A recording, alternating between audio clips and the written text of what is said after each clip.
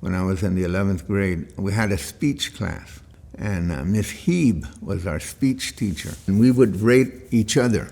And she says, I want you to, just rate each other. Don't rate on the content.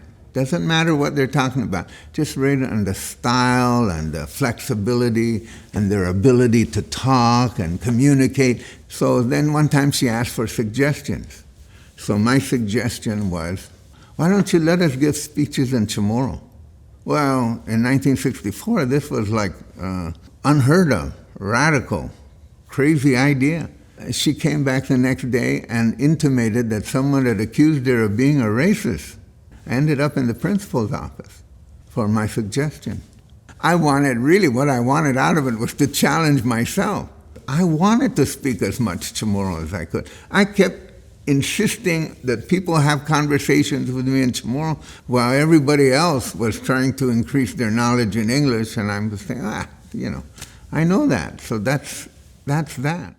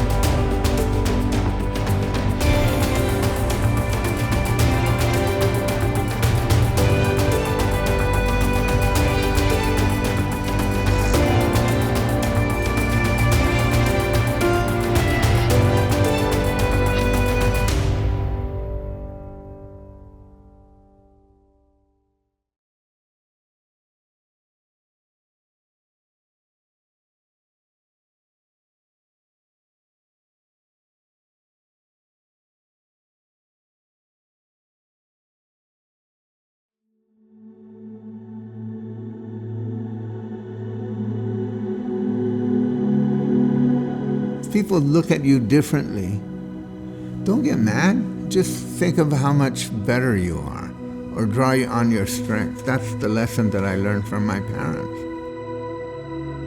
I left Guam when I was 9 years old, and of course it seemed like a great adventure, but of course it tore me pretty much apart from everything that I'd known here. Almost all my classmates from that time, teachers, I've seen some of the notes. Robert's always telling stories about Guam.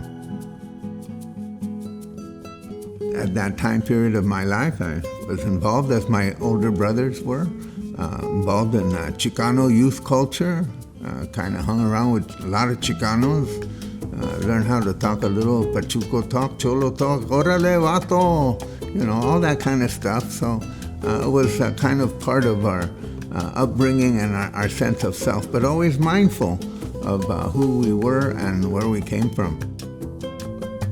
My parents are sort of unique individuals. They had a very contrarian approach to things, always a little bit feistiness in them. My parents spoke Chamorro to each other almost all the time, and my mother almost always spoke Chamorro to me. My father in more formal settings. Actually, my Chamorro was pretty good.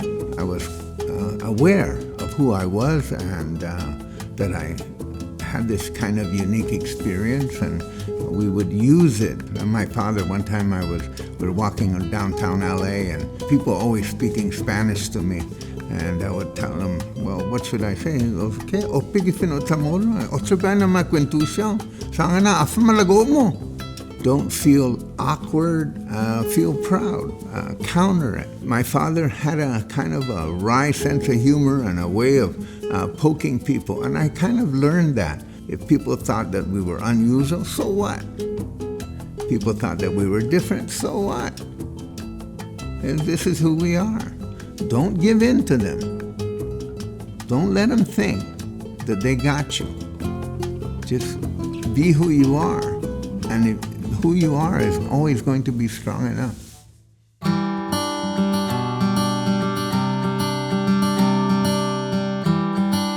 So I came back, I was 15. I was at Tumon Junior Senior High School as an 11th grader. So kind of a whole brand new experience for me coming from the States. And for me, the most interesting part was me and language. I had a pretty good knowledge of Chamorro.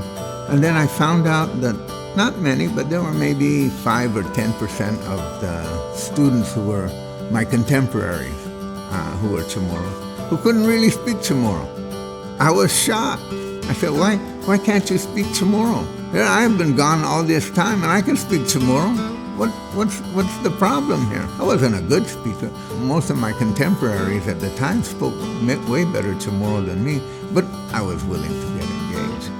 So now, those same people, ironically, those same people that were really accomplished speakers in Chamorro when I was in high school, when I talk to them today, they're not so good. It's kind of sad. It's really kind of sad. Because they've been spending all their time talking to their children and grandchildren in English, and they're forgetting. That's sad, because language is a kind of a key to understanding who you are. It ties you into a whole level of knowledge that goes back centuries that you don't really even begin to understand. So all of that really cemented my great interest in the Chamorro language.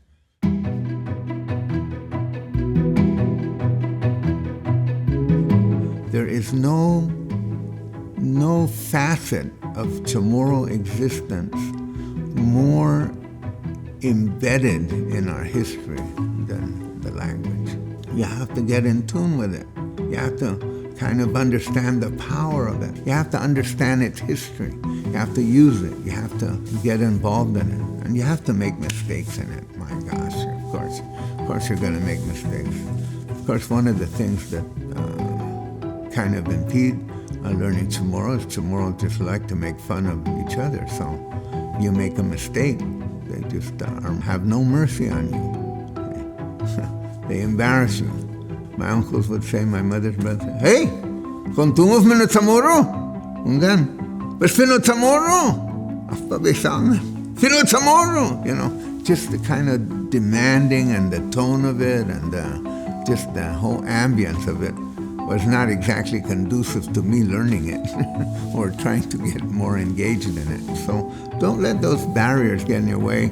And so I'm so grateful that right now we have hundreds of younger people who are second language learners of Chamorro. They didn't grow up speaking Chamorro, but they speak it now. And some of them speak better Chamorro than their parents. So you have to hang on to that, because that's the single thread that takes you back 3,500 years. I tell my own children that when I get older and I'm laying in bed, I'm not going to use English, so be ready. Get ready.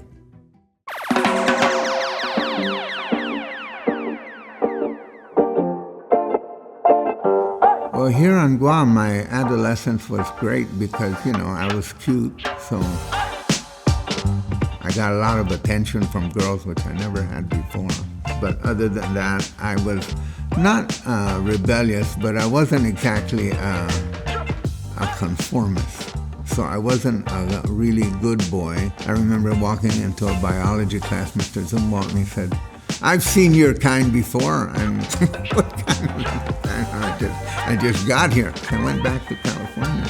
I went to community college and I went to Cal State LA. I had a job. I sustained myself. I didn't rely on my parents for any support. I paid for everything myself. I worked at UPS, United Parcel Service. For a time there at work, everybody called me the agitator, because I'd be always kind of asking pointed questions. What are you doing to help your people? What are you doing to stop the war? Do you know the UPS is ripping us off? I was always sort of kind of poking and prodding people, all that kind of political turmoil, which I was involved with. I participated in a lot of demonstrations against the war, against the Vietnam War. I got to meet Muhammad Ali. He came to our campus to speak, and he was very much against the war. It was the day before I left California to come back to Guam. I watched the March on Washington. I watched it live on TV, sitting there watching Martin Luther King and giving his speech, and of course a guy named John Lewis, who later on became my friend when I was in Congress. And that's like one of the most amazing experiences I ever had. Of course, I didn't know that, John Lewis later on became the leader of the march across the Pettus Bridge and the March on Selma for voting rights, and he got beaten up. So all of that history that I was later on to become not part of, but to come in touch with, were things that I think my life had prepared me for, like trying to understand things, trying to understand social change. In the back of my mind, I knew I was always going to go back to Guam. So when I'd go back to Guam, I'd do something different. I had been an activist, protesting this, arguing about this, going to the United Nations. I came out for independence. On the front page of the PDN, Underwood says he's for independence. How can anybody like that win an election for U.S. Congress? Well, I did it.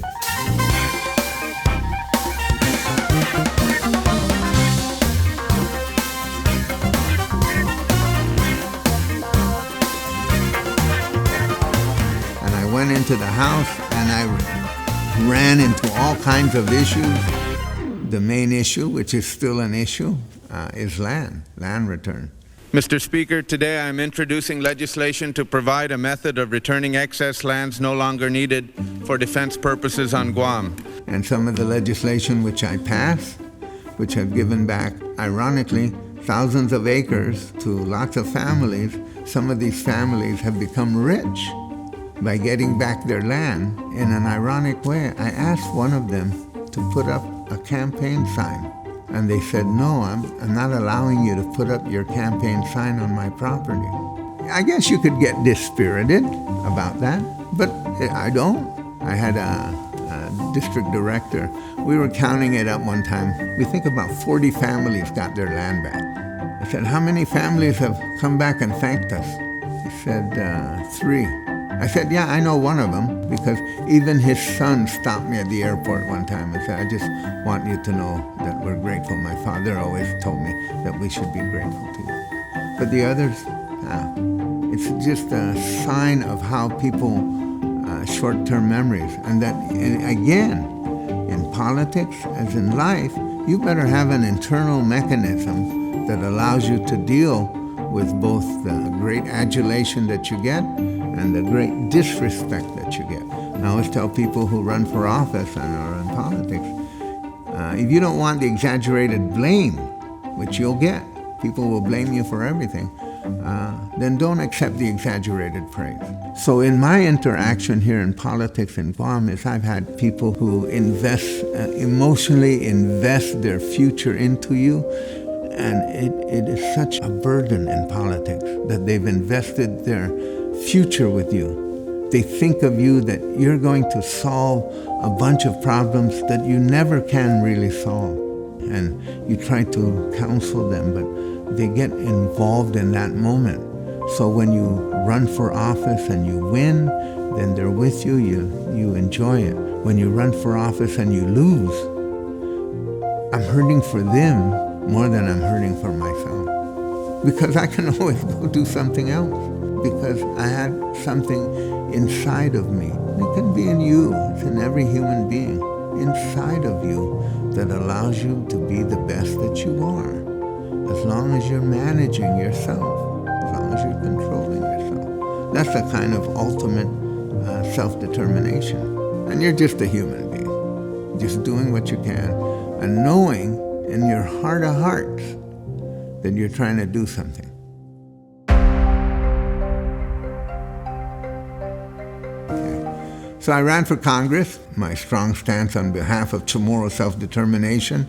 I was portrayed as a racist. I was portrayed as a racist against Filipinos, that I didn't like Filipinos. And of course, this was a kind of a political buzz that they tried to create. So when I ran for governor, again, it was the same thing that I had experienced back in '92. So they ran some really awful ads, and they put out a flyer. If you got it in the mail, It looked at it and it says, it had on it a one-way trip to Manila, implying what Robert Underwood wanted to do was to give Filipinos a one-way ticket back to Manila. My reaction to that initially was that it was so crazy that nobody would believe it. But it kept eroding and eroding my support. So after I lost that election, I thought, wow, what am I going to do next? Well, I'll run again. So I prepared to run again in 2006, which I did, and I ran with Frank Uggan. And again, the same kind of tactics were pulled out. Most indicators were that that election we were going to win, and I went to election day thinking I was going to win. And then we ended up losing by a couple thousand votes. So pretty disgusted about that, but that's politics. But you never know what happens with people. Because some people get straight, some people never get straight. I had a friend in high school in California, in Norwalk High. Then later on in community college, I saw him a couple of times and he gave me a ride once. And he said to me, Robert, and he used the N-word. He goes, I wish I had me an N-word killing machine, because I just throw them all in there and they'd all get killed. And then once in a while, I'll throw a Mexican in there just to grease it up. I never talked to him again. That guy today is an immigration attorney who's helping immigrants come into the United States for free. So something must have happened in his life that helped him reshape his thing. Nelson Mandela was given the Congressional Award. So I was sitting there near the front, he was accepting the award. And in the audience was Strom Thurmond. He's the senator from South Carolina. And he was the leading Dixiecrat, the biggest defender of segregation, racial segregation. And when I saw this happen, I remembered both were boxers. Nelson Mandela was a boxer and Strom Thurmond was a boxer. Strom Thurmond went up to Nelson Mandela and raised his hand and said, "You're the champion." Well, I thought I'd never see something like that, but then there it was. So you never know, you can't just apply one set of judgments to people. And kind of understanding that at the end of the day, sometimes the goodness of people triumph.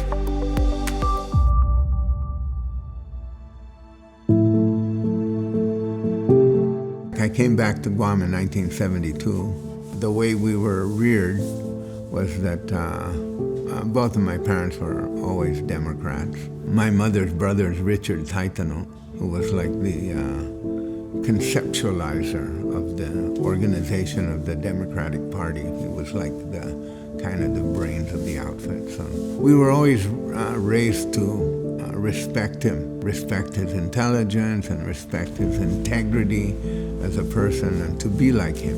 Uncle Richard, like my mother, was a Baptist, which meant that they were a part of a small sort of nonconformist community of Chamorros. So what did Uncle Richard teach me in this? Every time he was elected to the legislature, just like they do now, as soon as they're done getting sworn in, they go across the street to the cathedral to go to Mass, to get blessed. He wouldn't go. He said, I'm not going to that. He said, being a Catholic has nothing to do with being in the legislature. And I'm a Baptist. Then he also told me, he goes, Robert, when I die, I'm not going to have a state funeral, because I don't want all those people standing up there and lying that they liked me when I know they were trying to ruin my life my whole time. He said, you have to be honest with yourself. So I've told Narissa, and I've told all my children, when I die, I don't want a state funeral either. Just be buried, and I'll be happy, and that my whatever record I have, I don't need the glorification. But that comes from having an inner sense of strength and clarity about who you are.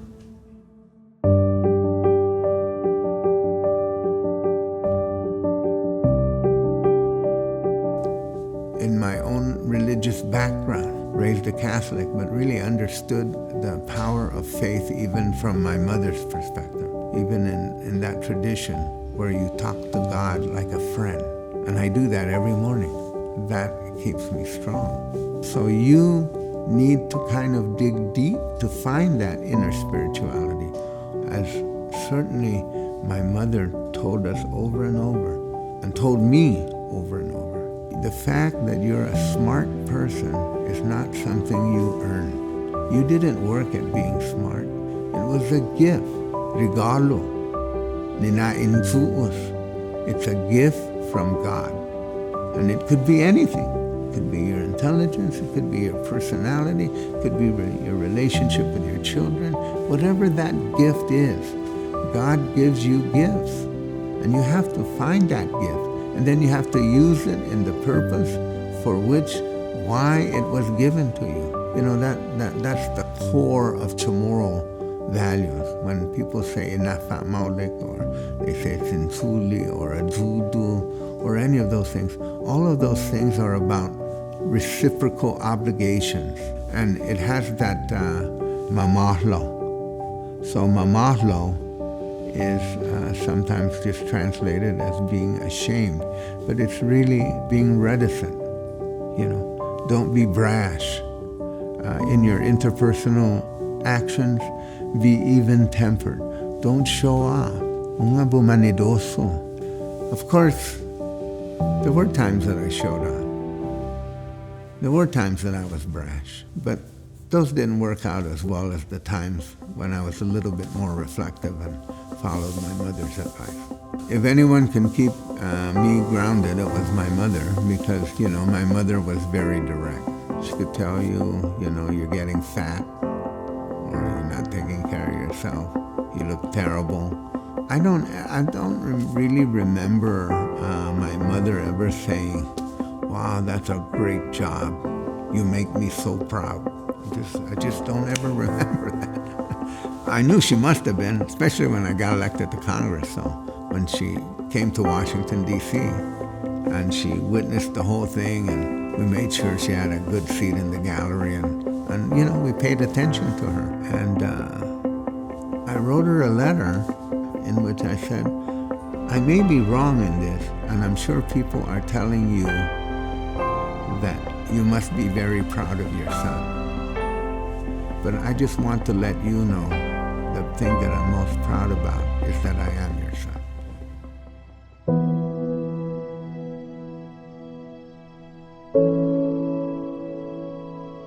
I'm always curious. So that's been the basis of my life.